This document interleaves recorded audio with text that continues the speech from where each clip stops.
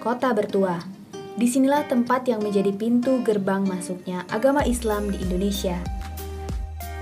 Dari titik nol Barus yang berada di tepi pantai ini, para pedagang Arab mulai menjejakkan kakinya di Pelabuhan Barus. Di samping melakukan aktivitas berdagang, para ulama yang merupakan utusan khalifah pun juga turut menginjakan kaki ke Barus untuk menebarkan ajaran Islam. Hal ini juga dapat dibuktikan dengan banyaknya peninggalan sejarah berupa makam-makam tua para ulama, salah satunya di Komplek Makam Mahligai. Untuk menyusuri lebih lanjut tentang sejarah makam ini, tim Infocom MUI Sumatera Utara tiba di Komplek Makam Mahligai. Salah satu makam yang terdapat di komplek makam ini ialah makam Syekh Rukunuddin yang wafat pada 13 Safar tahun 48 Hijriah. Dari keterangan pemandu wisata di Komplek Makam Mahligai, terdapat sekitar 215 makam yang berada di sini dan belum termasuk yang berada di luar pagar. Kalau yang terdata di dalam komplek ini, di dalam komplek pagar ini, yang di dalam pagar itu sekitar 215 makam yang ada nisannya masih bisa ditemukan. Itu sebenarnya cukup banyak lagi sebenarnya. Itu yang di dalam pagar, yang di luar pagar masih banyak itu. Keberadaan makam para ulama ini pun telah ditetapkan menjadi tempat wisata religi. Maka tidak mengherankan banyak masyarakat yang berkunjung ke sini. Mulai dari sekedar melakukan ziarah atau memang khusus mengagendakannya pada hari tertentu.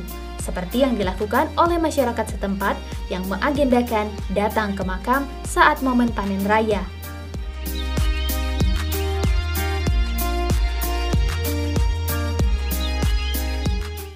Oh, ini biasa sudah tradisi orang-orang kampung di sini bahwa setiap tahun, tepatnya itu setelah panen raya padi, masyarakat biasanya di sini syukuran ziarah kubur, silaturahmi dan makan bersama. Ada baca Yasin, Pak? Ada, Pak. Ada. Baca Yasin, tahlil. Ya, untuk mempererat silaturahmi. Selain komplek makam Mahligai, ada juga makam lain yang menguatkan bukti peninggalan sejarah peradaban Islam di Barus, yaitu makam Papan Tinggi. Dikatakan makam Papan Tinggi karena makam ini memang berada di atas bukit setinggi 215 meter di atas permukaan laut. Untuk melihat makam tersebut, maka kita harus berjuang dengan melewati 730 buah anak tangga. Sebuah perjuangan yang cukup menantang, namun selangkah demi selangkah, akhirnya tim Infocom MUI Sumatera Utara berhasil mencapai puncak. Di makam Papan Tinggi ini terdapat makam Syekh Mahmud bin Abdurrahman bin Mu'az bin Jabal yang merupakan cucu dari sahabat Nabi. Beliau wafat di tahun 44 Hijriah yang jika dihitung sampai sekarang, kurang lebih makam ini sudah berusia 1400 tahun lamanya. Makam ini juga memiliki panjang yang tak biasa, yaitu kurang lebih berukuran 8 meter. Di makam Papan Tinggi ini, tim Infocom MUI Sumatera Utara berkesempatan langsung untuk mewawancarai petugas makam yang sudah bertugas selama 9 tahun. Hari ini selama 9 tahun ini saya belum pernah melihat ada seperti ritual jadi menjadi satu kebiasaan atau khusus tradisi hari ini gitu di sini tidak ada. Jadi seperti apa tidak ada yang menjadikan ini seolah-olah jadi keramat yang dekat kepada membuat satu kepanitiaan itu. Sampai hari ini saya selama ini di sini belum dan ada. Cuma orang-orang bukan tidak ada ke sini, tapi bahkan tiap hari banyak ramai orang yang ke sini. Tapi mereka sifatnya bagaimana kita ziarah kepada orang tua kita sendiri, begitulah adab atau ziarah yang dibuat di sini. Berziarah ke makam orang soleh kan gitu. Iya, berziarah ke makam orang baik. Mengulik tentang sejarah peradaban Islam di Kota Barus memang sangatlah menarik. Namun, lebih menariknya lagi jika kita juga melihat lebih luas dari sisi Kabupaten Tapanuli Tengah. Bukti sejarah lainnya tentang peradaban Islam yang terdapat di wilayah Kabupaten Tapanuli Tengah juga tidak kalah banyak. Beberapa di antaranya yakni Pondok Pesantren Salafiyah, Al-Jamaliyah, dan Rumah Ibadah Suluk Darul Muhajirin.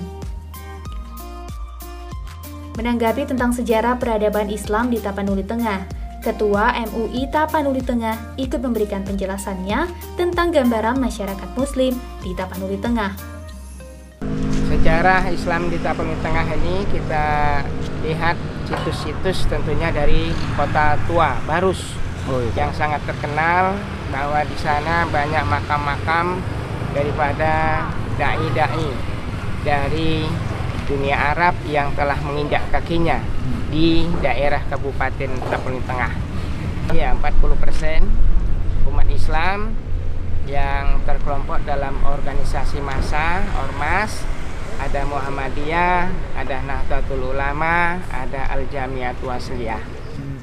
Ia juga berharap agar masyarakat Muslim di Tapanuli Tengah bisa mewarisi keislaman dengan baik, sebagaimana melihat perjuangan para ulama yang telah berupaya mengajarkan ajaran Islam di wilayah ini. Tengah sangat berharap, berkhusus bagi umat Islam Tapanuli Tengah ini untuk bisa tetap utuh, menjaga persatuan dan kesatuan, dan terus kita giat mempelajari agama yang kita imani dan kita amalkan di tengah-tengah kehidupan kita, dan kita wariskan ke generasi kita, anak-anak muda kita ini. Jangan sempat tercemar, namanya bahaya narkoba sangat mengancam daripada generasi muda. Barus dan Tapanuli Tengah menjadi dua tempat yang menyimpan sejarah besar tentang umat Islam di Indonesia. Tidak salah rasanya jika kita sebagai umat Islam berkunjung ke daerah ini untuk melihat langsung bukti-bukti sejarahnya. Sambil mengunjungi wisata sejarah, Tapanuli Tengah juga menyuguhkan pemandangan yang indah, yaitu pantai sebagai wisata rekreasinya.